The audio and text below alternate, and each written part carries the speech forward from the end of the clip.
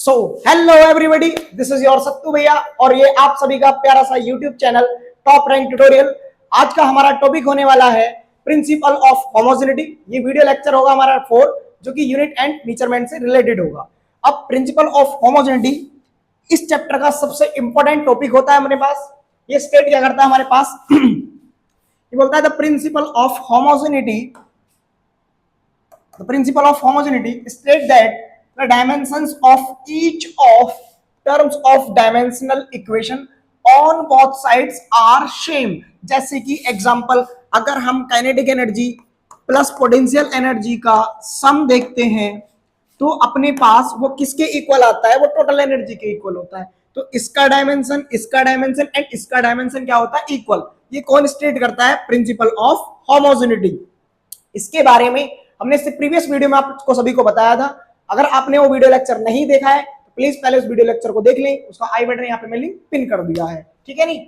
अच्छा, आगे क्या लिखा है? The given equations will have same dimensions on both sides. जैसे कि आपने सामने एक एग्जांपल भी दिया हुआ है मेरे प्यारे भाई, v is equal to square root 2gh। ये अपने पास वेलोसिटी होती है। जब हम पढ़ेंगे मोशन इन स्ट्रेट लाइन, और स्ट्रेट लाइन में जब हम ग्रेविटी के अंदर मोशन पढ़ रहे होंगे तो वहां वेलोसिटी का फॉर्मूला होता है हमारे पास। अब यहाँ पर देखो, वेलोसिटी का जो डायमेंशन था इससे प्रीवियस वीडियो में वो मैंने आपको बताया, डायमेंशन ऑफ v आया था मेरे पास LT-1। अब अगर मैं इसका डायमेंशन निकालता हूं भाई, ये डायमेंशन अपने पास कौन सी साइड होगी? Left side. अब मैं ले लेता हूं इसकी राइट साइड। मैं इसका डायमेंशन निकालता हूं तो dimension of square root 2gh, देखो कैसे निकलेगा भाई। कांस्टेंट टर्म का डायमेंशन होता नहीं है, g का डायमेंशन हमारे पास होता है LT का पावर -2, और जो h है वो हाइट है, इसका डायमेंशन आएगा L, तो ये फाइनली बनेगा L2t पावर -2। और मैं इसका अगर स्क्वायर रूट लेता हूं, स्क्वायर रूट का मीनिंग होता है पावर में 1/2, और 1/2 से 2 ये कैंसिल आउट हो जाएगा, तो इसका डायमेंशन भी आ जाएगा LT पावर -1। सो हमारे पास प्रिंसिपल ऑफ होमोजेनिटी के फॉर्मूले को या कॉन्सेप्ट को वेरीफाई करता है ये फॉर्मूला, ठीक है? तो प्रिंसिपल ऑफ होमोजेनिटी क्या स्टेट करता है मेरे प्यारे भाई? वो बताता है लेफ्ट साइड राइट साइड जो भी टर्म अपने पास एक्सप्लेन करके लिखी जाती है उन सभी का डायमेंशनल फॉर्मूला लेफ्ट साइड में भी राइट साइड में भी सेम होता है। अच्छा, एक स्टेटमेंट और बोलता है अपने पास ये, वो क्या बोलता है मेरे प्यारे भाई? मैं आपसे बताता हूं। जैसे कि मैंने Newton law of equation of motion ले लिया first, v is equal to u plus at। तो ये मेरे से ये भी बोलता है जिन फिजिकल क्वांटिटी को ऐड किया जाए या सब्ट्रैक्ट किया जाए उनका डायमेंशन ऑलवेज सेम होता है। अब ये भी तेरे पास वेलोसिटी होता है मेरे प्यारे भाई, सो इसका डायमेंशन होगा LT-1। अब ये भी वेलोसिटी होता है तो इसका डायमेंशन भी आएगा LT-1। अब ये जो तेरे पास दिया हुआ था इसको हम बोलते हैं एस्किलरेशन, और एस्किलरेशन का जो डायमेंशन था इसे प्रीवियस वीडियो में हमने सॉल्व करके बताया था आपको, LT का पावर -2, और यहां मल्टीप्लाई टाइम से किया जाएगा तो आएगा T। सो फाइनली आपको मिलेगा LT-1। तो दैट्स व्हाई हमारे पास प्रूव हुआ कि जितनी भी इसकी लेफ्ट साइड की टर्म थी या राइट साइड वाली टर्म थी और जिन टर्म्स को ऐड किया गया था उन सभी का डायमेंशन मेरे प्यारे भाई क्या आता है? इक्वल। मतलब क्या बोलता है principle of homogeneity? Left side में या राइट साइड में जिन भी फिजिकल क्वांटिटीज को ऐड या सब्ट्रैक्ट किया जाता है उन सभी का जो डायमेंशन होता है वो हमारे पास सेम होता है। एक और एग्जांपल आपके सामने दिखाता हूं मैं, देखेंगे यहां से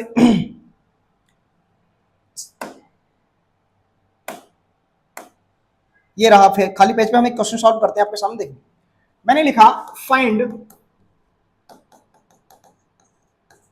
dimensional formula for constants small a and small b। किसके लिए? इन एक्सप्रेशन। कौन सा एक्सप्रेशन है मेरे प्यारे भाई? वो एक्सप्रेशन है p plus a upon v square and v minus b is equal to RT। ये वैसे मेरे पास वांडरवाल गैस इक्वेशन होता है जिसको हम रियल गैस इक्वेशन भी बोलते हैं, जो कि अपने पास एक वेरीफाइड फॉर्म होता है आइडियल गैस इक्वेशन का, ठीक है? इसके बारे में डेप्थ में हम पढ़ेंगे काइनेटिक थ्योरी ऑफ गैसेस के अंदर। अभी मैं इंफॉर्मेशन देता हूं आपको डायमेंशन निकालने के रिगार्डिंग। अब मेरे प्यारे भाई ध्यान से समझना, इधर हम एक कॉन्सेप्ट निकाल कर लेकर आएंगे। यहां पर इन फिजिकल क्वांटिटीज को ऐड किया जा रहा है, तो मतलब इसका डायमेंशन और इसका डायमेंशन क्या होगा, सेम होगा। मैं लिखूंगा बाय प्रिंसिपल ऑफ होमोजेनिटी, उसके अकॉर्डिंग डायमेंशन ऑफ पी जो होगा वो dimension of A upon V square के इक्वल होगा, या सीधा सीधा बोल देंगे पी इक्वल होगा ए अपॉन वी स्क्वायर के। सो ए इक्वल आएगा पी वी स्क्वायर। अब पी का जो डायमेंशन था फोर्स अपॉन एरिया की हेल्प से, प्रीवियस वीडियो में मैंने बोला था सबसे ज्यादा इंपॉर्टेंट जो डायमेंशन होता है फोर्स के फॉर्मूले का, वर्क और एनर्जी के फॉर्मूले का होता है। फोर्स का डायमेंशन क्या होता है मेरे प्यारे भाई, वो होता है M L T minus two, area का होता है एल टू, सॉल्व करेंगे तो मिलेगा M L minus one N T power minus to.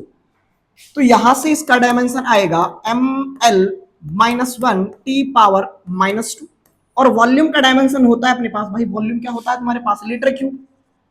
अब पावर में कितना है टू, तो हो जाएगा लीटर पावर सिक्स, तो यहाँ पे आएगा L power six. So finally इसका डायमेंशन आएगा M L power five and T power minus का टू। ठीक है, तो ये हमारे पास इसका डायमेंशन मिल गया मेरे प्यारे भाई। ये मेरे को डायमेंशन मिल गया कांस्टेंट ए का। अब एक और कॉन्सेप्ट, इन दोनों फिजिकल क्वांटिटीज को ऐड या सब्ट्रैक्ट किया जा रहा है। तो जो डायमेंशन मेरे पास वॉल्यूम वी का होगा वही डायमेंशन मेरे पास कांस्टेंट बी का होगा। तो एक बात बता दें हम आपको, डायमेंशन ऑफ बी जो होगा यहाँ से वो कितना आ जाएगा एल का पावर थ्री। यहां से एक मजेदार बात निकल के आई, क्या यहाँ पर स्मॉल बी भी वॉल्यूम है? हाँ भाई मेरे पास वॉल्यूम है। क्यों है?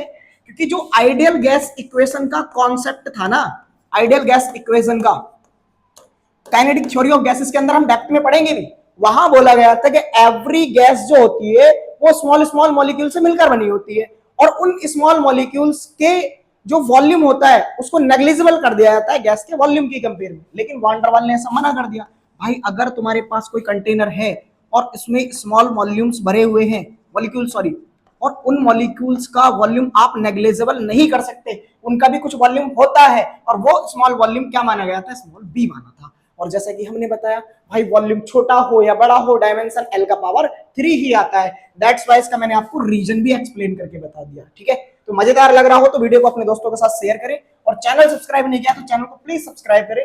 ठीक है, चलते हैं हम कुछ और इंपोर्टेंट क्वेश्चंस आपके सामने लेकर आए। ये आपके सामने स्लाइड पर फर्स्ट क्वेश्चन दिया हुआ है मेरे प्यारे भाई, बोल रहा है check the correctness of the relation t is equal to 2 pi under root L upon G. मतलब मेरे को चेक करना है क्या ये फॉर्मूला सही है या नहीं। भाई इधर अगर तुम्हारे पास टाइम दिया हुआ है 2 पाई तो कांस्टेंट है, इसका कोई डायमेंशन नहीं होता है। अंडर रूट एल अपॉन जी का डायमेंशन जो निकालूंगा वो टाइम के डायमेंशन के इक्वल आना चाहिए। अगर आता है तो डायमेंशन फॉर्मूला सही है, दैट अदरवाइज क्या हो जाएगा, रॉन्ग। ठीक है, तो t इज इक्वल टू मेरे पास क्या दिया है मेरे प्यारे भाई, under root of L upon G. अब देखना मजेदार, भाई टी क्या है तेरे पास, टी तो टाइम होता है ना, और टाइम का डायमेंशन क्या होता है तेरे पास, सो डायमेंशन ऑफ टी जो होता है ना वो मेरे प्यारे भाई होता है कैपिटल टी। अब डायमेंशन अगर मुझे इसका निकालना है तो ये कांस्टेंट क्वांटिटी है, और हमारे पास जितने भी रियल नंबर होते हैं 2 3 4 5 पाई वगैरह, इनका कोई डायमेंशन नहीं होता है। सो डायमेंशन किसका होगा, इस लेंथ का जो कि होगा एल, और ये ग्रेविटेशनल एक्सीलरेशन है मेरे प्यारे भाई। सो इसका डायमेंशन होगा एल टी पावर माइनस का 2। अब मैं इन दोनों को डिवाइड करूंगा, एल से एल हो जाएगा कैंसिल आउट, फाइनली में मिलेगा मेरे को 1 अपॉन टी का पावर माइनस 2।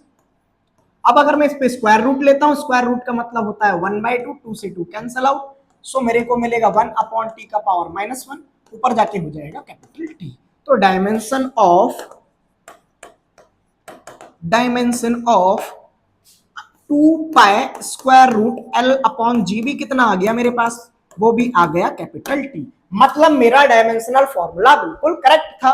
ठीक है, चलेंगे नेक्स्ट क्वेश्चन पे। आपके सामने एक और मजेदार सा क्वेश्चन है। ठीक है भाई, क्वेश्चन क्या बोल रहा है, क्वेश्चन बोल रहा है कि check the dimension consistency of the relation. मतलब ये formula volume v is equal to 1 upon sorry कुछ कांस्टेंट था हमारे पास में लिखा हुआ है, एल लेंथ है, तो यहाँ पे क्या है v is equal to 1 upon L और square root of p upon rho. थोड़ा मिसप्रिंट था, कोई बात नहीं, हमने आपके सामने क्लियर फॉर्मूला लिख दिया।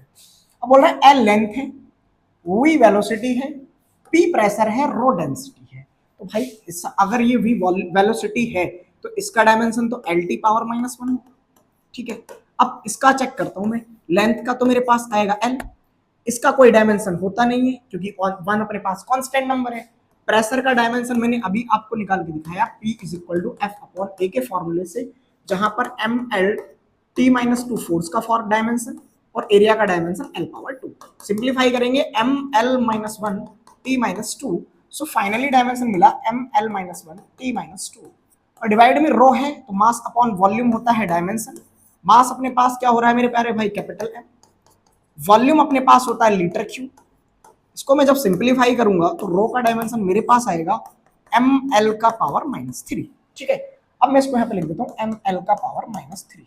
इस पूरे डायमेंशन का पावर चल रहा है 1/2।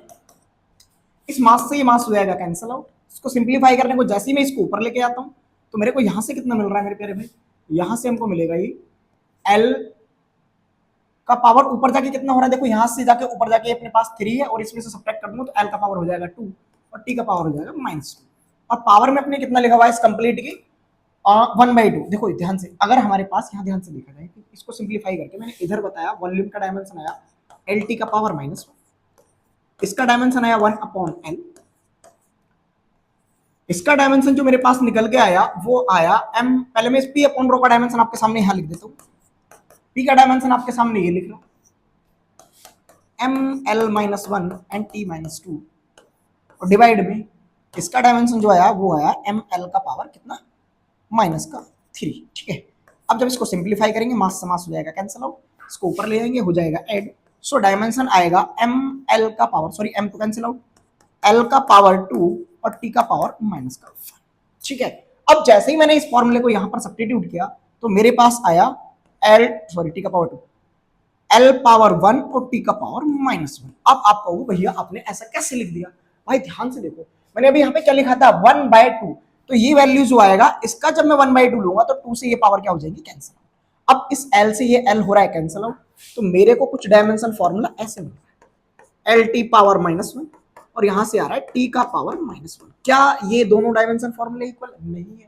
इसका मतलब क्या हुआ मेरे प्यारे भाई, ये मेरा डायमेंशन फॉर्मूला इनकरेक्ट है। क्या है? इनकरेक्ट है। अगर इसमें यहां पर ये L नहीं होता तो मेरे पास ये फॉर्मूला बिल्कुल करेक्ट था, ठीक है। चलिए नेक्स्ट क्वेश्चन। नेक्स्ट क्वेश्चन आपके सामने है। अब आपके सामने एक क्वेश्चन और दिया है मेरे प्यारे भाई, क्या बोल रहा है, derive an expression for the time period time ही होता है सिंपल पेंडुलम के लिए। सिंपल पेंडुलम क्या होता है, जो इसकी मेन पोजीशन फिक्स्ड है, ये इसके दोनों साइड अपने पास ऐसे करके मोशन करता रहता है। जैसे कि सावन का मोशन चल रहा है तो सावन में जो झूला झूलता है व्यक्ति, वो एक फिक्स्ड पॉइंट में ऐसे करके बांध दिया जाता है उस झूला को और वो झूला ऐसे करके चलता रहता है, उसको हम सिंपल हार्मोनिक मोशन बोलते हैं। और जो मोशन कर रहा है वो पेंडुलम अपने पास ऐसे ही होता है एक तरीके का। तो यहाँ पे टाइम टी है सिंपल पेंडुलम के लिए, विच में डिपेंड, जो डिपेंड करता है किस किस पे डिपेंड करता है भाई, मास ऑफ बॉब। अच्छा बॉब क्या होता है, आपको दिमाग में भैया बॉब क्या होता है, डायग्राम बताओ। तो ये ले मेरे प्यारे भाई, ये है बॉब जिसको एक फिक्स्ड पॉइंट से बांधकर लटकाया गया है, ये है इसका फिक्स्ड पॉइंट। अब ये बॉब अपनी दोनों साइड क्या करना करेगा, स्टार्ट। मैं इसको यहां पर ले आके छोड़ देता हूं, जैसे छोड़ूंगा ऐसे करके चलेगा कि सावन के झूलों ने मुझको बुलाया, है नहीं, तो ऐसे करके क्या करेगा, सावन के झूले झूलेगा। अब जब यहां से चलना स्टार्ट करेगा ऐसे, तो भाई ये वापस इधर जाएगा, फिर ये वापस इधर आएगा, फिर ये वापस इधर जाएगा, फिर ये वापस इधर आएगा। लेकिन एक टाइम बाद ये मोशन क्या होने लगेगी, धीरे धीरे कम होने लगेगी। वो केस अलग हो जाएगा, सिंपल हार्मोनिक मोशन के अंदर हम पढ़ेंगे भी। बट उसने बोला इसका जो टाइम पीरियड है वो डिपेंड करता है इसके मास पर। तो हम मान लेंगे यहाँ से टी है अपने पास, वो टाइम पीरियड है, स्मॉल टी बोला उसने, स्मॉल टी मान लेंगे भाई। डिपेंड करने का मतलब होता है डायरेक्टली प्रोपोर्शनल है, किसके प्रोपोर्शनल है, एम पे। अब हमें नहीं पता कितनी पावर के, तो हम मान लेंगे एम पावर ए के प्रोपोर्शनल है। लेंथ के प्रोपोर्शनल, तो मैं लेंथ का पावर मान लूंगा अपने पास से भी। एस्केलरेशन के भी प्रोपोर्शनल है ड्यू टू ग्रेविटी, तो मैं जी का पावर मान लूंगा अपने पास से सी। ठीक है मेरे प्यारे भाई, जैसे ही यहां से एक प्रोपोर्शनलिटी हटाया जाएगा तो एक कांस्टेंट आएगा और उस कांस्टेंट को नाम दे दिया जाएगा के। तो यहां से बनेगा m का पावर a, l का पावर b एंड g का पावर c, और ये हो जाएगा मेरे पास इक्वेशन नंबर 1। अब इसको सिंप्लीफाई करने के लिए हम लाएंगे प्रिंसिपल ऑफ होमोजेनिटी। उससे पहले हम इन सभी का क्या निकालेंगे, डायमेंशन। इसका डायमेंशन आता है कैपिटल टी, इसका डायमेंशन मेरे पास आता है m का पावर हो जाएगा a, इसका डायमेंशन l का पावर हो जाएगा b, g अपने पास ड्यू क्या है, ग्रेविटेशनल एक्सीलरेशन का डायमेंशन होगा एल टी का पावर -2 और पावर में आएगा c, तो यहाँ पे भी आ जाएगा c और ये हो जाएगा 2c। जो अपने पास सेम क्वांटिटी है, पावर उनकी हो जाएंगी 8 क्योंकि बेस सेम पर पावर्स ऐड हो जाती हैं। m पावर आएगा a, l पावर आएगा अपने पास b प्लस c और t का पावर आएगा माइनस का 2c। और यहां पर मैं इसको राइट करूंगा जैसे कि मैंने आपको बताया था, स्टैंडर्ड फॉर्म में हम डायमेंशन को एम एल टी के साथ लिखते हैं। ठीक है, अब मैं यहां से करता हूं कंपैरिजन मेरे प्यारे भाई। अब मैं यहां से करूंगा आपके सामने कंपैरिजन और कंपैरिजन से निकालूंगा मैं ए एंड बी की वैल्यूज, तो देखेंगे कैसे निकाला जाएगा। अब भाई कंपैरिजन करना स्टार्ट करते हैं। ठीक है, तो ये ले देख, यहां पे a का वैल्यू डायरेक्ट मेरे को कितना मिल रहा है, 0 मिल रहा है, तो a मेरे पास कितना आ गया 0। मेरे को b प्लस सी कितना मिल रहा है, वो 0 मिल रहा है, तो b प्लस सी कितना आ रहा है 0, बट माइनस का 2c किसके इक्वल आ रहा है, वो 1 के इक्वल आ रहा है, तो -2c इक्वल आएगा 1, सो c इक्वल हो जाएगा माइनस का 1/2। और जैसे ही c को मैं यहां पर सब्स्टिट्यूट करूंगा, -1/2 इधर जाके हो जाएगा प्लस का 1/2, तो मेरे पास डायमेंशनल फॉर्मूला बन के आएगा वो इक्वेशन नंबर 1 से। तो फ्रॉम इक्वेशन नंबर फर्स्ट, तो t is proportional to m का पावर हमारे पास कितना दिया है मेरे प्यारे भाई, m का पावर दिया है a, तो मैं a का पावर, सॉरी यहाँ k लगा लो, चाहे फर्स्ट इक्वेशन के अकॉर्डिंग चाहे प्रोपोर्शनल लिख दो, कोई फर्क नहीं पड़ने वाला है। m का पावर a कितना आया हमारे पास, a आया है 0। फिर दूसरा अपने पास क्या आया है l, और l का पावर कितना आया है मेरे पास, l का पावर अपने पास b का वैल्यू आया है 1/2, c का वैल्यू आया -1/2, मतलब g का पावर कितना आया है माइनस का 1/2। सो यहां से हम इसको लिखेंगे t इज इक्वल टू के l पावर 1/2 और डिवाइड में g का पावर 1/2। मैं इसको राइट कर सकता हूं के square root l upon z। क्या अभी आपने जिस फॉर्मूले को इनकरेक्ट प्रूफ किया था यही फॉर्मूला है ना, हाँ यही फॉर्मूला, देख यहां पर उसमें 1/l था और उसी के रीजन से वो फॉर्मूला इनकरेक्ट हुआ था, तो करेक्ट फॉर्मूला ये होता है जहां पर ये एक्सप्लेन हुआ कि सिंपल पेंडुलम का टाइम पीरियड उस बॉब के मास पर डिपेंड नहीं करता है। भाई करता होता तो यहाँ पर मास आता, अब मास यहाँ पे नहीं आया है। ठीक है, तो मजेदार, अगर आपको ये कॉन्सेप्ट लग रहा हो तो वीडियो को लाइक जरूर करते रहें। चलेंगे नेक्स्ट क्वेश्चन पे मेरे प्यारे भाई। अब एक लास्ट क्वेश्चन आपके सामने और दिया हुआ है और बहुत ही मजेदार सा क्वेश्चन है। ठीक है, ऐसे क्वेश्चन नीट एग्जाम में आपको सीधे सीधे देखने को मिल जाते हैं और कितने मार्क्स में मिलते हैं, +4 मार्क्स में। और जो मैंने क्वेश्चन आपको स्टार्टिंग में ही जो आइडियल गैस इक्वेशन का एक एक्सपेंशन फॉर्म बना हुआ था, मतलब वह एक मॉडर्न फॉर्म है जिसको हम बोलते हैं क्या, वांडर वाले इक्वेशन या रियल गैस इक्वेशन, उसका जो a और b का वैल्यू था वो नीट के एग्जाम में 2-3 बार पूछा हुआ क्वेश्चन था। अब ऐसे ही हमारे पास एक और इंपॉर्टेंट क्वेश्चन है, देखेंगे, बोला the velocity v of sound wave in a medium में डिपेंड, भाई बोल रहा हूं डिपेंड कर सकती है। ठीक है, चलो कोई बात नहीं, किस पे डिपेंड करती है, मॉडुलस ऑफ इलास्टिसिटी। ठीक है मेरे प्यारे भाई, पहले मॉडुलस ऑफ इलास्टिसिटी होता क्या है उसका डायमेंशन निकालो, मॉडुलस ऑफ इलास्टिसिटी। ठीक है, ये भी अपने चैप्टर आएगा इलास्टिसिटी को हम डेप्थ में भी पढ़ेंगे, बट अभी तक फिलहाल के लिए मैं एक छोटा सा काम आपको बता दूं। ये मेरे पास मेरे लैपटॉप का चार्जर है, अब मैंने इसको ऐसे करके क्या किया, फोल्ड, जैसे ही हटाया फिर से अपनी इनिशियल स्टेट में आना स्टार्ट हो गया।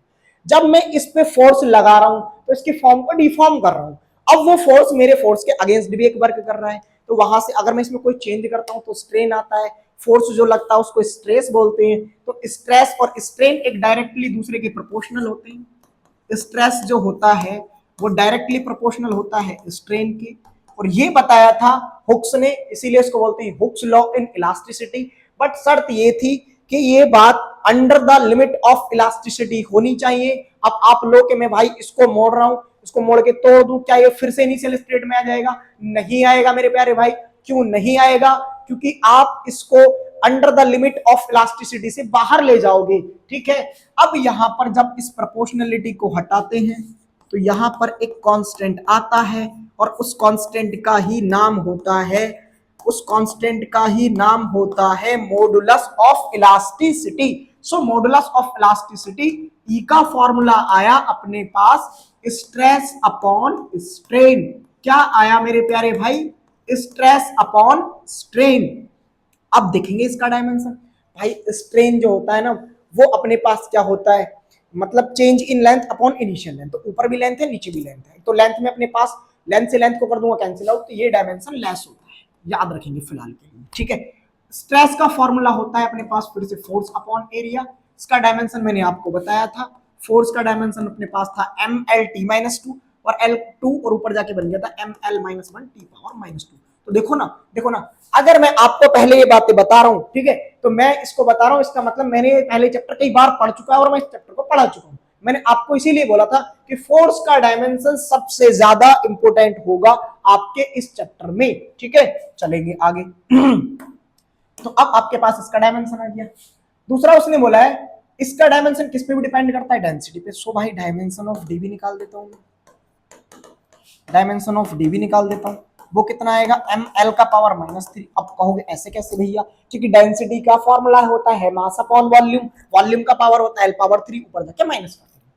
अब एक और दिया उसने वेवलेंथ का डायमेंशन, तो भैया डायमेंशन ऑफ वेवलेंथ, चाहे वो किसी की भी लेंथ हो, है तो लेंथ ही ना, चाहे वो इस वेव की लेंथ है, चाहे वो ऐसे करके लेंथ है, तो भाई यूनिट तो मीटर में ही आएगा ना। अब आपको भैया एंगस्ट्रॉन्ग में मेजर करते हैं, तो मेरे प्यारे भाई 1 एंगस्ट्रॉन्ग होता कितना है?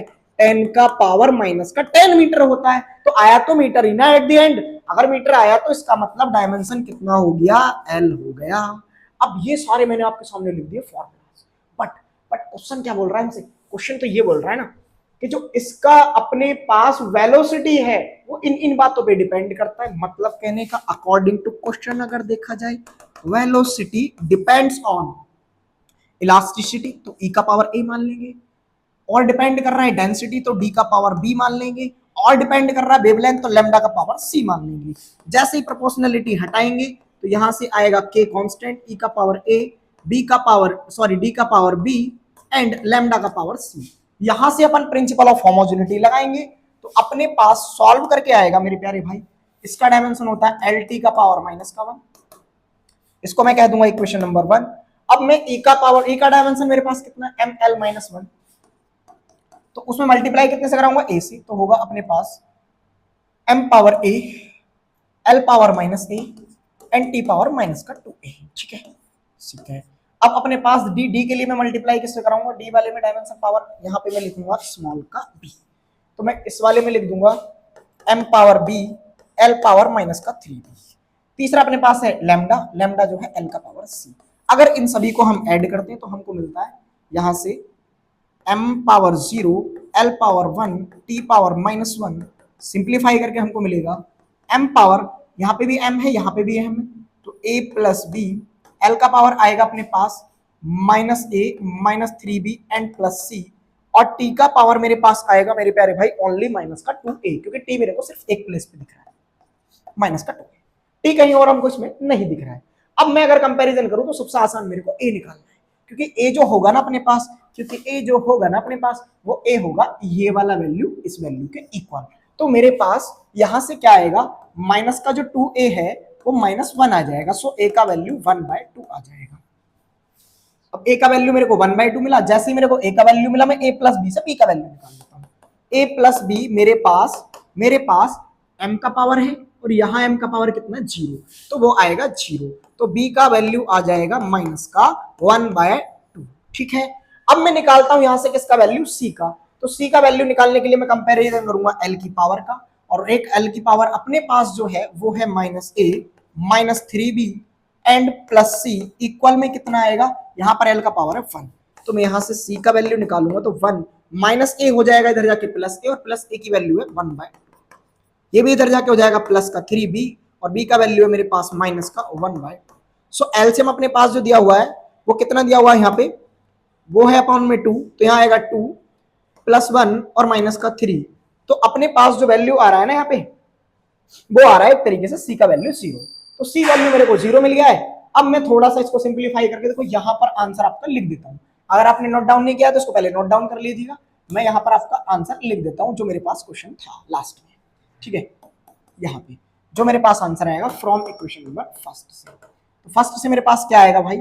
v इज इक्वल टू, मेरे पास a का वैल्यू तो आया था मेरे पास 1/2, b का वैल्यू था मेरे पास -1/2 और c का वैल्यू आया मेरे पास 0।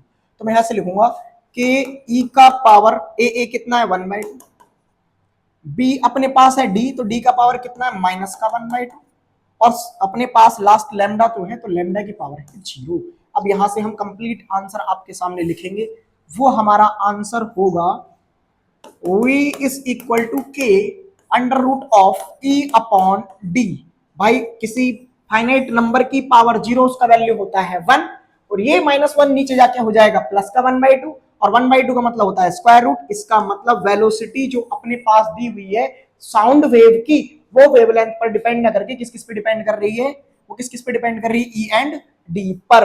तो आज के वीडियो लेक्चर में हमने प्रिंसिपल ऑफ होमोजेनिटी को समझा डेप्थ में, और उसके लिए बहुत बहुत मजेदार एग्जांपल। और ऐसे ही वीडियो लेक्चर को अगर आप अच्छे से देखना चाहते हैं तो प्लीज चैनल को सब्सक्राइब करें और अपने दोस्तों के साथ शेयर करें।